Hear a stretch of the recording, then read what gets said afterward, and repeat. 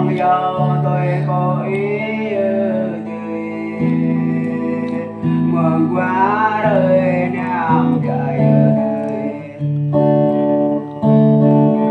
mừng làm ra chúa dài ô tô đời cha dài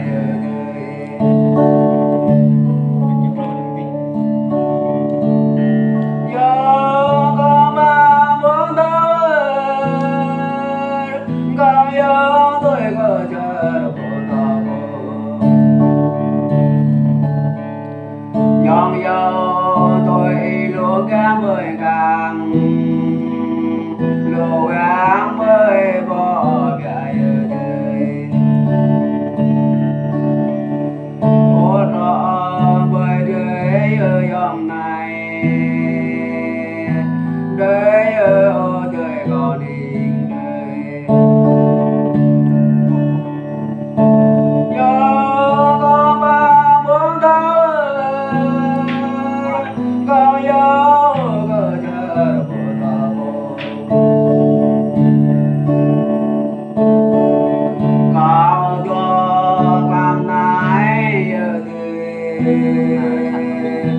lúa trong rò thọ lệ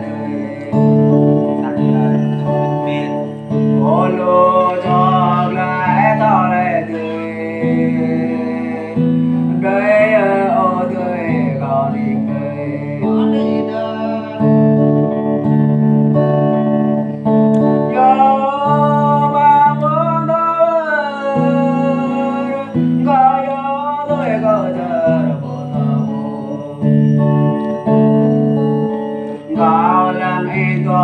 work che tu chẳng lệ có work che tu chơi à bây giờ có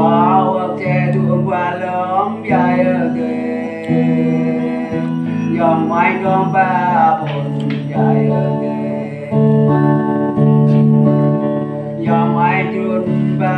lá bây giờ đời ở đời còn đi đời cho con ba muốn thôi có gió tôi có chờ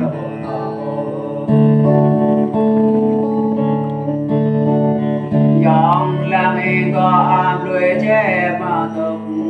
có lúc chép mà già có ra trên cây chim mà bay ở tươi có bếm sẽ buông lắm cho bay ở tươi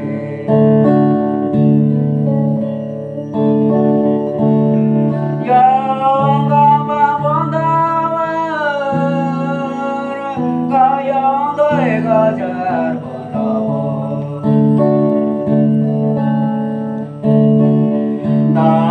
dòng ta chưa ngã như mà chưa ngoài nhà tôi có choàng chạy ta dòng ta chưa ngã như có làng quê ở ngoài nhà tôi có quê ta dòng ta chưa ngã lại có quê ô trường ở đây ra ngoài chợ tôi đường tờ ta dòng ta chưa ngã lệ cơ hồng lẹo đây ra ngoài chợ tôi gọi lẹo cho con ba muốn thâu có gió tôi có chờ được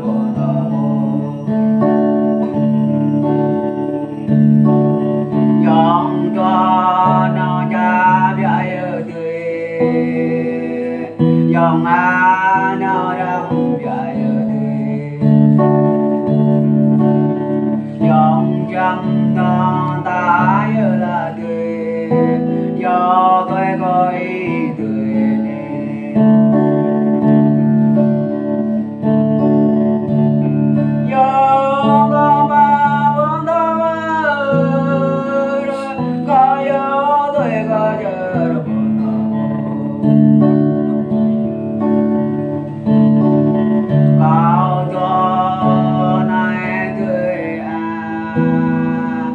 nằm chiếc á tương nhau nằm lao tương bát ô nhập sát cốt lon ô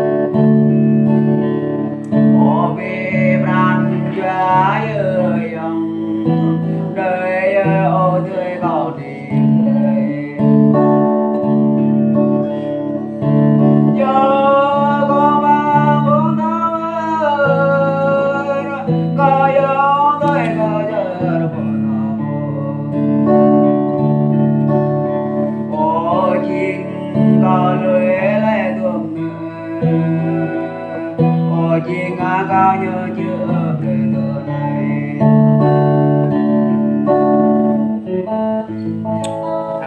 Kamu apa tuh? Cukup soalnya tuh. Cukup. Mày xuôi mình